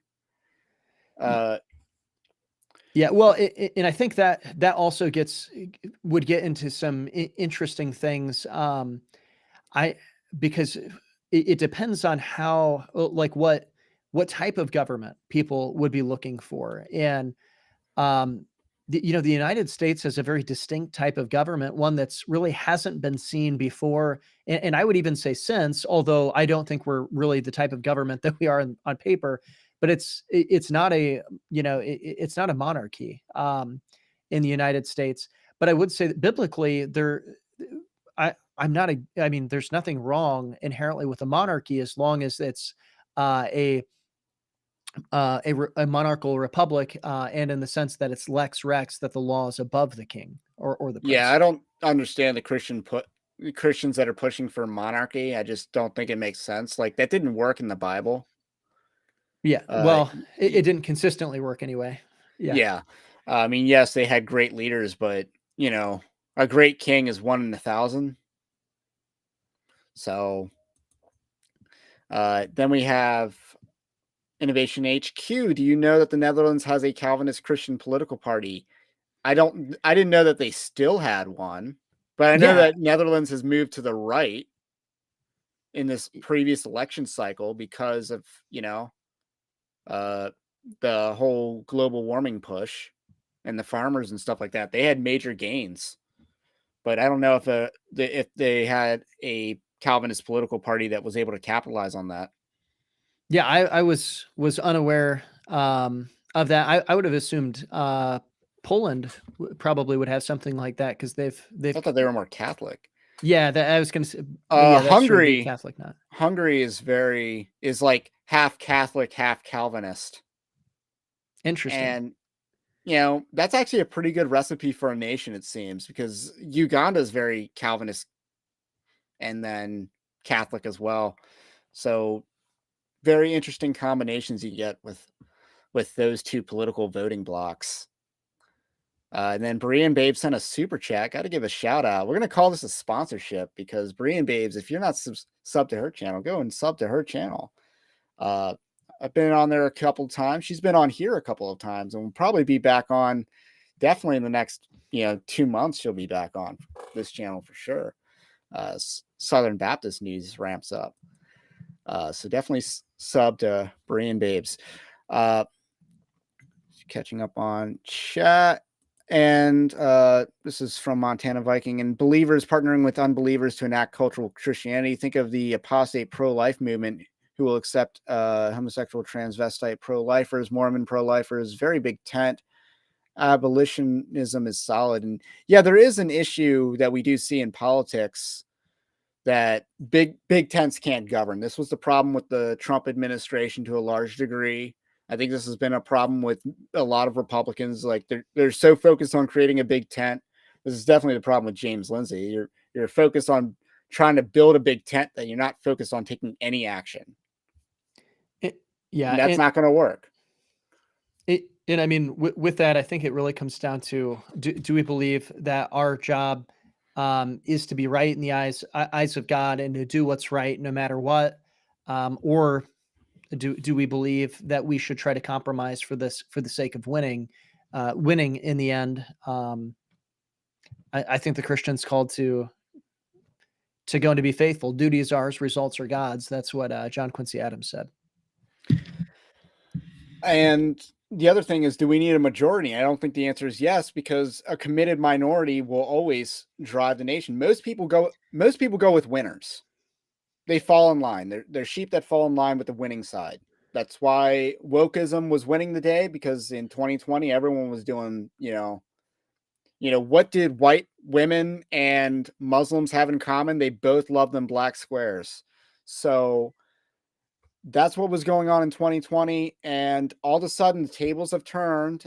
My how to turn tables, Michael Scott famously said, as the wokeness, it's killing Hollywood, it's killing Bud Light, because people are not going to go along with it. Now it's actually cool to hate wokeness, to the point where even woke comedy had to make fun of woke comedy. If you watched any clips of the Velma series that came out, which, I watch a lot of pop culture stuff on YouTube. So yes, I have seen plenty of clips of that type of stuff. It's like or even the movie with Eddie Murphy and Jonah Hill that came out earlier this year called You People, which wanted to be very woke, which was, how do you make an Eddie Murphy movie less funny? It's like you just make it really woke. And it's like but they're trying to make fun of wokeness because they know it's gone too far, but they're also heavy on the messaging, so it just doesn't really work. But it's an interesting question. So people go along with the prevailing wind, I think is what I'm largely getting at. If someone, that's Mhm. why they put out all these political polls to depress a base. Like that's what the purposes of polls are. Is that you're sending a message in a lot of cases. You're trying to say that we're a viable campaign, so join us. The momentum's on our side. Or you're trying to say they're dead in the water, just stay home. So people go along with winners because people don't like to vote for the loser. Right, and so if you can convince somebody that they're, not a winner, that's often how the that's often how the Republicans are defeated within the primaries, is simply by going and saying, "Well, they're not electable," and it has no basis in merit. It just has to do with the base going and saying like, "Well, look, Mitt Romney's electable," and you're like, "Well, obviously he wasn't." You're right, because he ran a terrible campaign and he won back North Carolina, and that's the only state that he won back, I think. Uh, we got a good question here. Oh, wait, actually, let's go in order. What about laws on women being pastors? I think that's a grayer area. It shouldn't be. I mean, I'm firmly against women pastors, not laws against it, but as yeah, that's a tougher argument to make from a Christian standpoint. If you're trying to build a creedal nation, like a nation that recognizes creeds, Christian creeds, and the Christian creeds don't explicitly condemn that. And I'm referencing like Nicaea and Athanasian and Apostles, like they don't address that issue. So I think Well, it's a tougher hill to climb. yeah, and I mean, there's no, American the precedent. there's no, biblical precedent either. Now I think a lot of it would be because it's yeah, I'm with you. I think it's hard to be the husband of one wife if you're a woman. Um, and it, you go and you look at that though. There are no civil laws against it and things like that. And so it would probably be That's an it ecclesiastical right. It'd be punting to the sphere. ecclesiastical sphere. Josh, I assume that's Josh Bice. Is he a pastor? I Yes. assume. Yeah. Uh, Word of faith. This is a good question, and I do have a solid answer for this. Wouldn't Word of faith phonies? This is from Jamie Starfish, like Kenneth Copeland and Benny Hinn, be imprisoned or executed under Christian nationalism unless they stop speaking publicly, or the government word for that is recant. I would actually say yes, because I added, this is one of my edits to the statement on Christian nationalism and the gospel, was I added financial scams to the limitate. It was a section on limiting religious liberty, like you don't have the right to mutilate and religious masochism practices. I added, female genital mutilation, you don't have a right to do that. And then I also added financial scams, because a lot of people do financial scams in the name of religion. And I think no, the government can crack down on that freely. You can't just say, hey, we're a church, if you're, you know, selling wonder words or, uh, a lot of the, I don't operate in clown world when it comes to Benny Hinn or Kenneth Copeland, but so I'm not like super familiar, but if you're selling prayers and stuff like that, like, and I believe the government has gone after Paula White for this in the past. So the difficult thing that would come is that you would have to have the necessary proof. So when you're talking about Christian nationalism and you're talking about theonomy and God's law, it's not just accepting the law itself, but then enabling it. You'd have to have a certain amount of witnesses and things like that. And so the question would be if there'd be a burden of proof. Obviously, I think if there would be a civil law that would be broken, it would have to be on the financial side of things. I think on that because they would still technically be, even though heterodox, it would still be categorically Christian. in that. Yeah, so yeah, obviously, Church of Scientology would be shut down for financial scams, among other reasons. And I think a lot of these I think other you get to word of faith people would be similar, would run into some major issues. I mean, you got walls with, stacks of cash in them. Like, what's going on, Joel Osteen? yeah. And I got to thank you for the sponsorship from Berean Babes. And this is her channel. Other Paul is in the chat. He says that we need tests for religious test oaths for office, and I believe we used to have that in this country. And I know you're Australian, so I can't speak to that as much. Let's Jamie Starfish again. Let's accept G3's premise for a thought experiment. Would Protestant Pope John MacArthur's ruling be worse than what we have now? Yeah, exactly. Like they make these arguments like they're improved, like this would not be an improvement. It would be worse if you're Pentecostal, I suppose, but I'm not. I think I'm kind of known as not a huge fan of John MacArthur. MacArthur told the police chief who went to his church at the time, I believe this was, I don't remember if this was in the 90s or 80s. Yeah, it's way back. Yeah, to remove the Christians from the abortion centers or abortion murder mills. And to go and to do that, who they were just actually sitting out in front of it and linking up arms. So in some questions, I would kind of say I don't know that it would be much different than what we have, because I don't know that he has as much conviction as what a lot of people would say. Now, this is more my personal opinion, but I think he's a lot more financially motivated than a lot of people would be comfortable with admitting.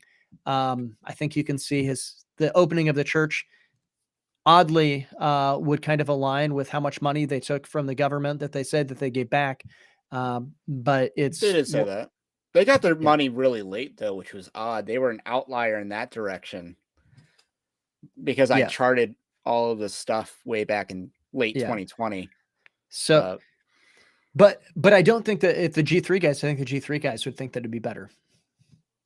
That's the interesting thing. From their own premise, I think it would be better, at least in their thoughts. But I probably just don't have a good view of John MacArthur. And then Other Paul says, then we got but also, in my opinion, attestation from the trusted pastoral authorities is also, as to the consistent belief in conduct of a person, test oaths can easily be accepted by duplicitous candidates.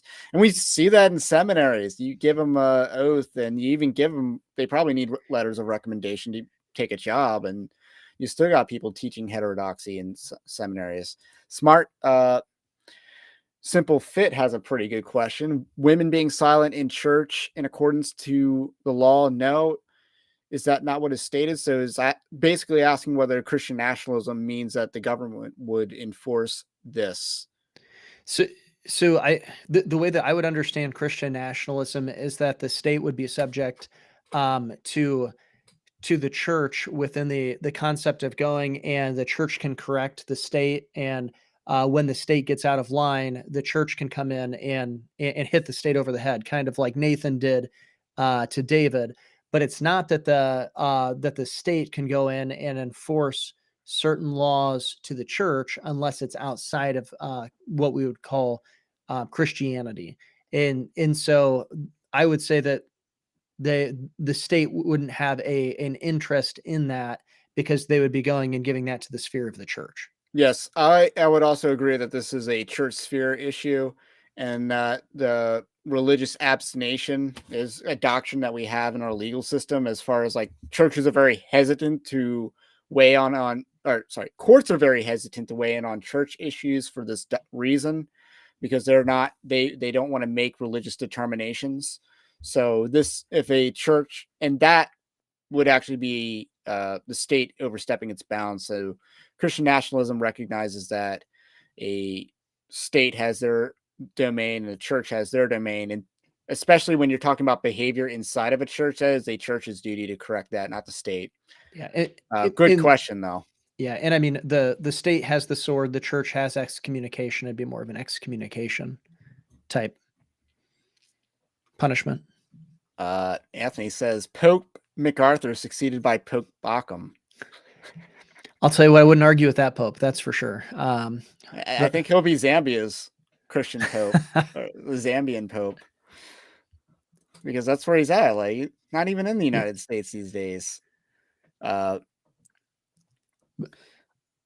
and I think I would disagree with Voti on a lot of stuff, but just not to his face, right? That's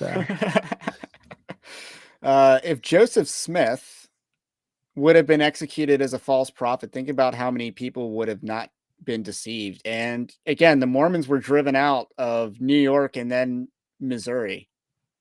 mm-hmm. There's a reason why Utah is Mormon land. Mm-hmm. It's because they were driven out, that they had to basically make their own, they had to basically settle in a place where they would be a majority, and then they brought their beehive fetish with them.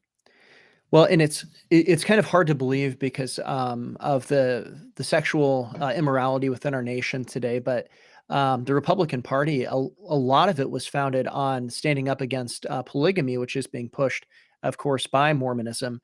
In that point in time, that was one half of the Republican Party kind of coming together with that. It was on the marriage issue, and one of the understandings that we had when we actually stopped and thought about political science, and we actually stopped and thought about political philosophy, is that the foundation of a nation, or the backbone of a nation, maybe would be a better way to put it, is the family itself. And so when you destroy the family unit, it is an attack on the nation itself.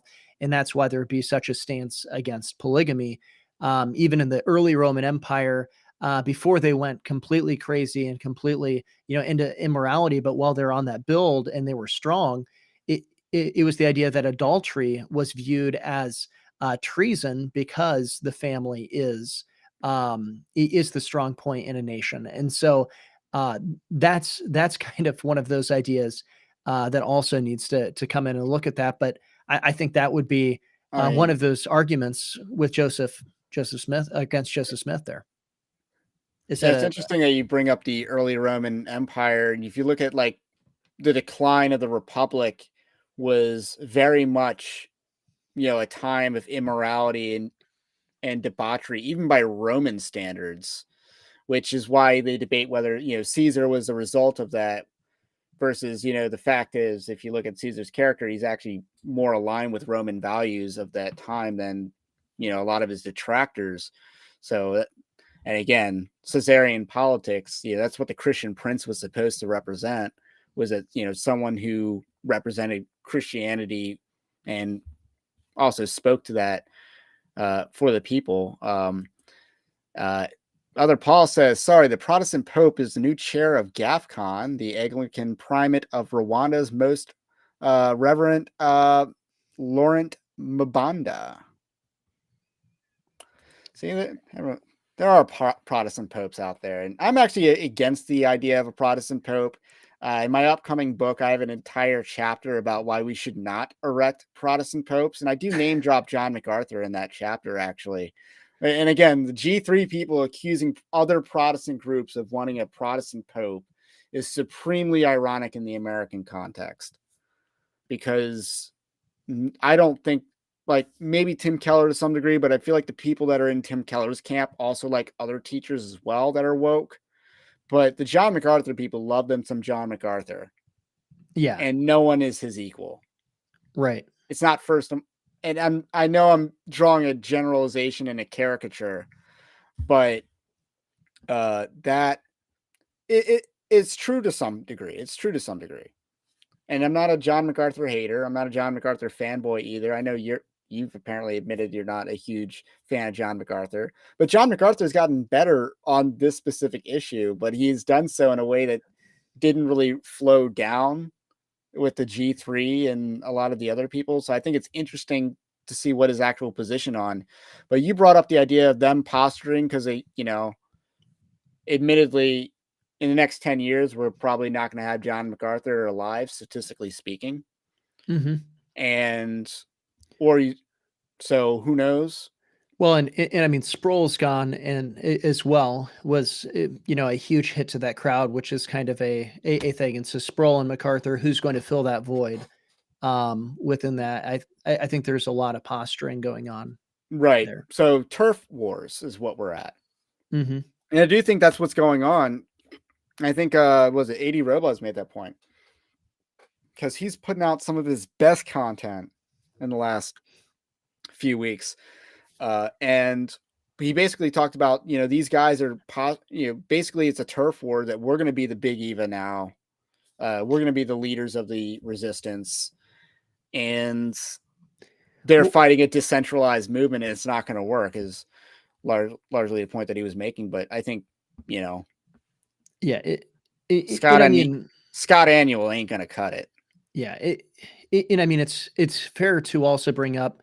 I mean, Michael O'Fallon has a ton of influence on this G3 group. I mean, he's on the board, but he was behind the scenes. And I mean, O'Fallon before he started with G3 and started that, he was organizing the events for the Gospel Coalition. And so, I mean, you can see in the structure and in the design and things like that, G3 is similar to the Gospel Coalition within structure and design. I'm not saying necessarily that they're morally, right, not morally equivalent. No, but I mean there are going to be similarities structurally with that, and I mean the Gospel Coalition was Big Eva, and that's I do think that is their goal, not necessarily to have the same convictions as Big Eva. I hope, but to have that kind of influence as Big Eva. And it would be a step in the right direction, but I think it's very clear that they aren't where they need to be on theology as it relates to a civil magistrate. I don't know that they totally understand the how to oppose. So I think they're good at recognizing cultural Marxism bad. But I don't think that they have a solution for how to cure cultural Marxism. I think that they're just really good at pointing out diseases. I don't think that they're very good at fixing things. Yeah, I mean, and Virgil Walker is, making some very bad arguments on this issue these last few days. But I love the fact that he's very influential, otherwise in culture, and I love seeing him on Fearless with Jason Whitlock, and especially as I didn't really like a lot of the other. I'm not huge on the other religious figures on there. I'm just not, but it's the one white guy on the show. He seems to run like some sort of docent research group, competitor. Yeah, it's like, that's shady, selling sermon preps and all that. But anyway, I want them to have influence, but here's the thing. The church is one body with many parts. Some of these parts are going to be really strong on this issue of theology in the public square. They're not one of those parts. So they need to not fight those who are strong on this issue, and instead, let them be strong on this issue and not accuse them of being racist. Then we got the king of Nineveh decreeing that people repent and fast is something that, if done by a civil ruler today, would be wrong according to G3 type of thinking. That's from Innovation HQ. I think that's fairly accurate. And then that's a huge point right there that he made, though, because if you look at the history of the United States, almost they did that. Like time after time after time, there were days of fasting that were prayer and fasting that were called in with that idea of repenting. And so, like when they go and they say, "Well, we don't want Christian laws." Well, they weren't. The American presidents were doing this. We're not saying, "Hey, we want you to go pray to Thor or them." And by the way, amen and a woman. I mean, they weren't doing those kind of things. It was obvious who they were saying that you needed to go and pray to. It's the God of heaven. Our first Navy flag it was that George Washington went and commissioned is the Appeal to Heaven flag. I mean, like think about that. That was our first, flag that went up over any Navy that Washington commissioned. The Revolutionary War was a flag that said "an appeal to heaven." Oh, during the Revolutionary War. It's funny. Yeah. America also invented, I believe, submarine warfare. We did submarines before the Germans did. obviously, you know, they didn't, they had to come up for air a lot, but when you can't fight a capital ship, you go underneath is Yeah. kind of the thinking. And then Robert Sparkman says Alistair Begg is a solid older man with wisdom. Protestant Pope candidate. Like, I honestly don't hear enough about Alistair Begg because I've only ever heard good things, and I don't hear enough. I don't know. Well, Something about Arizona seems to have good pastors. it. Oh, I He's might be Arizona, thinking. right? I thought he was. Isn't he like a British guy, Alistair Begg? I thought he's Arizona. I could be I'd have to wrong. go and look. Apparently, I don't hear very much about him either. Yeah, but I've only ever heard good things. Smart Simple Fit also says some sodomy laws back on the books would be wonderful. The recent development in Uganda is incredibly base. Uganda forever. Well, and I mean, so sodomy laws, I believe that we had them on the books until like 2010. Okay, Alistair Begg is in Toledo, Ohio. Huh. Well, Totally I miffed got on to that. go look up Alistair Begg. He's a Uh, Scot. Okay. So yeah, I was thinking he had a funny accent. I didn't realize he was in Toledo, but yeah. Montana Viking says America is essentially has tens of millions of people that have heard the gospel in the name of Jesus Christ, and sat under cultural Christianity for decades, trampling the blood of Christ underfoot. And I think this points to an issue not of Christian nationalism, but of not unrobust teaching in the church. And they're blaming Christian nationalists for that. It's like the pastors condemning Christian nationalists, or that dude shooting the Christian nationalists in the meme and saying, why are the Christian nationalists doing this? And that's kind of what I see. It's like, yes, we can fix the problems in the church, but the layman largely can't do a whole lot in that fight to some Yeah. degree. Like, the laymen aren't hiring professors at seminary. The laymen can approve their pastor, they can move to a church that aligns with their views, and they can, fire their pastor and hold them to account, right? That's largely what the layman can do. But what do the laymen do the other 6 days of the week? Yeah. Well, and I think when it comes to this idea of cultural Christianity, I think that there is a backwards view of this. Um, Part of the reason why we have a cultural Christianity is because we took Christianity out of the public sphere. And so therefore it only is cultural as opposed to Christian culture. And in with that idea of Christianity impacting the culture. And so I think that that's the issue is that we do go the G3 guys are really good at finding the problem. Hey, this is bad, this isn't working, this isn't good, but they don't have the solution. The solution is to try a different flavor of pietism in their mind, and as opposed to going and saying, no, we actually need to reinsert the authority of God, because remember, the civil government is to be a servant of God. It's not a description of the government. Nero was not a just guy punishing evil and rewarding good. It wasn't a description of Nero, or any Roman emperor at that point in time. It was a description for what, or excuse me, it was a prescription for what they were supposed to be. And when we go and we look at that in Romans 13, we need our government to be ministers of God so that people can go and see objective justice. Biblical justice is what people would be going and looking at and holding up morality. And that doesn't necessarily lead somebody to get saved in the sense of that's all you need, because you do need to hear the gospel from the word of God. But it's that when you hear the gospel, your conscience isn't warped, according to a Romans 1 type society.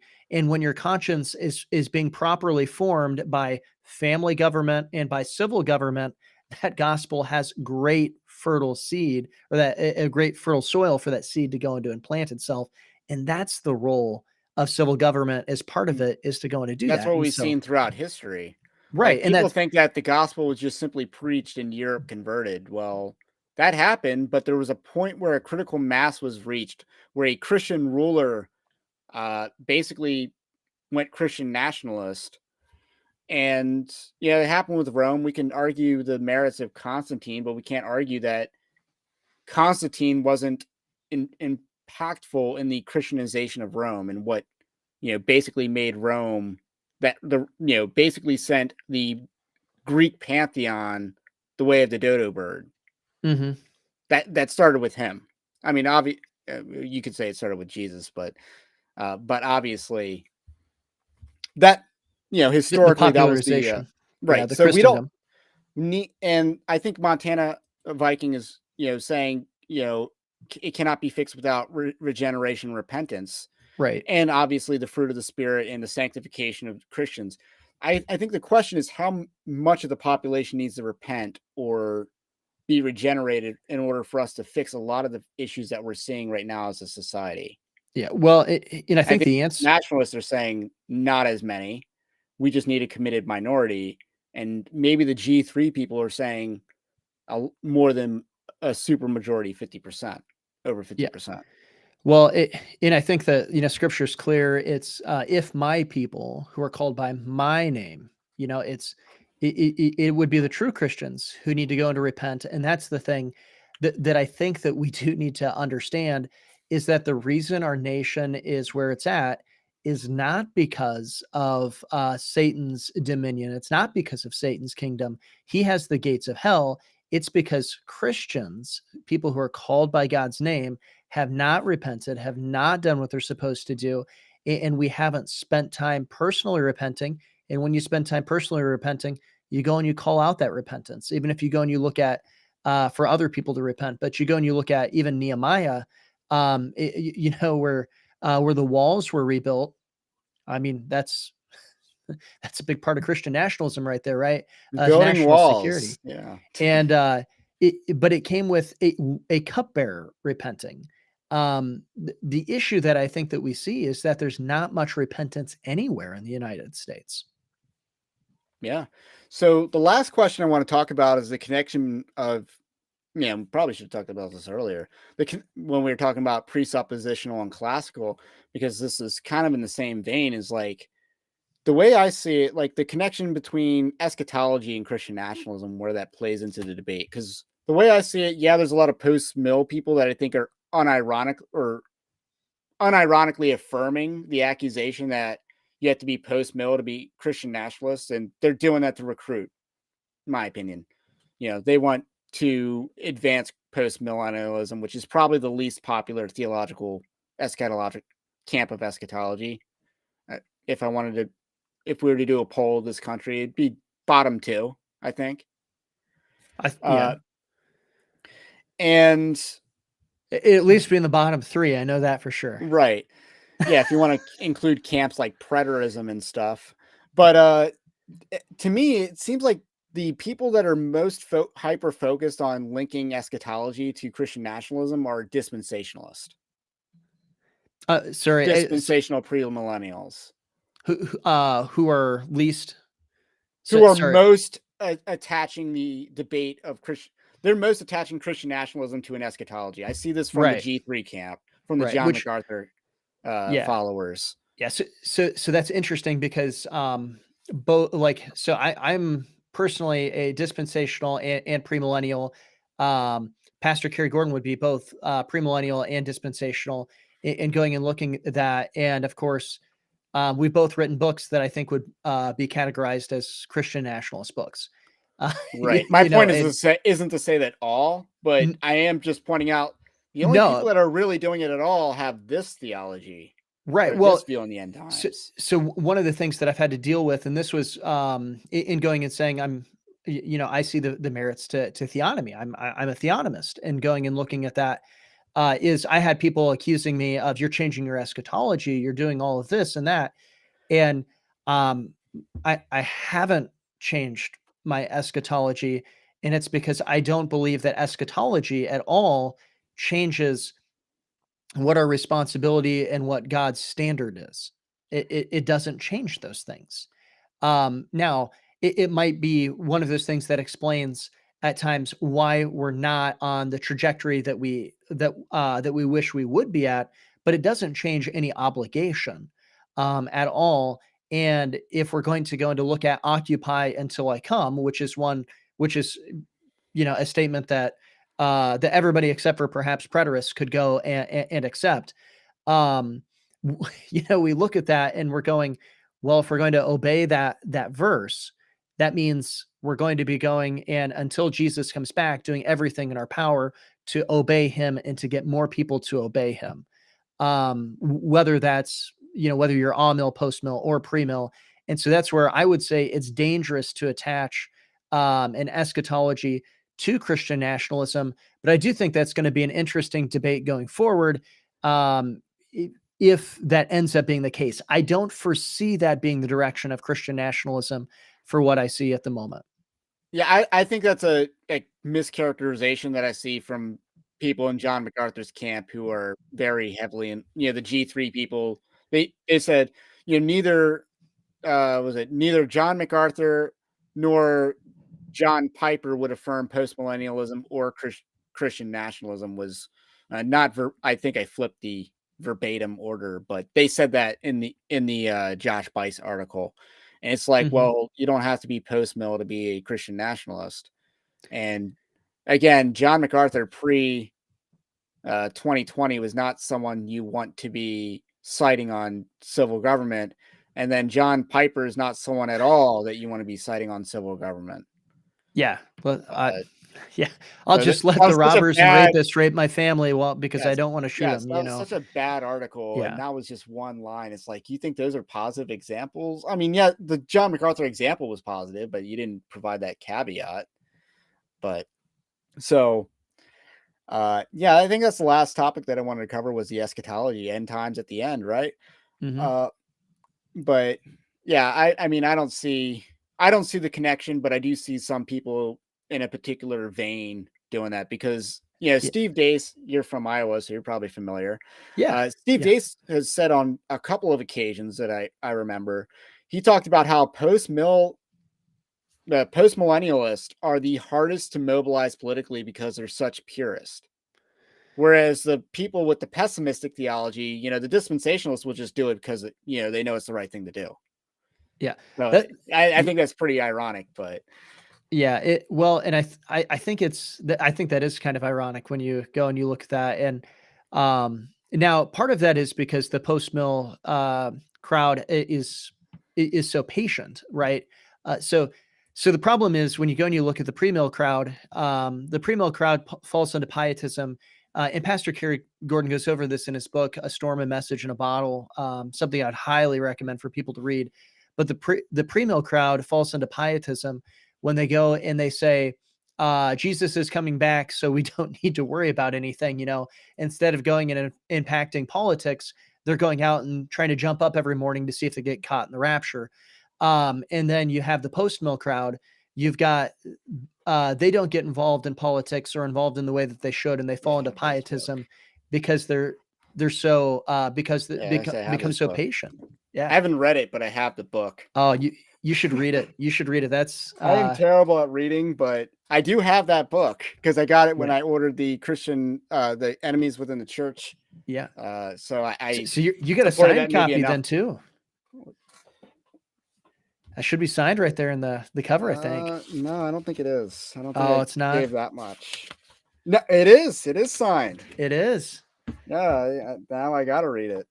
Yeah. But yeah, it's interesting that you bring that up. And that just so happened to be right next to me because most of my books are like way back there, but I do have a couple near me. But yeah, it's like the people that just do it. Yeah, it's interesting. The people that think that Jesus is coming sooner are going to get busy living. And the people that are playing the long game are actually more likely to be inactive because they're relying on the long game. So it's interesting that point that you want to make. Any last parting thoughts before I go into more housekeeping? I just really want to thank the people who put in questions and comments. I mean, that was incredible interaction there. I think that was awesome. Awesome. Yeah, indeed. Yeah, thank you so much for having me on. And then I want to say, hey, if you like Evangelical Dark Web, support us. The least you can do is like, and subscribe if you're new. The most you can do is we have a Patreon-like system at evangelicaldarkweb.org/join. That's linked in the description below. And that gives you more access to more content. But there is a newsletter that's completely free that I recommend subscribing to as well. It gives you Christian news in your inbox each and every morning, bypassing the magical big censorships and stuff like that that are very prevalent on social media and everything else. So that's all I got for today. And have a blessed night. And we will catch you on the next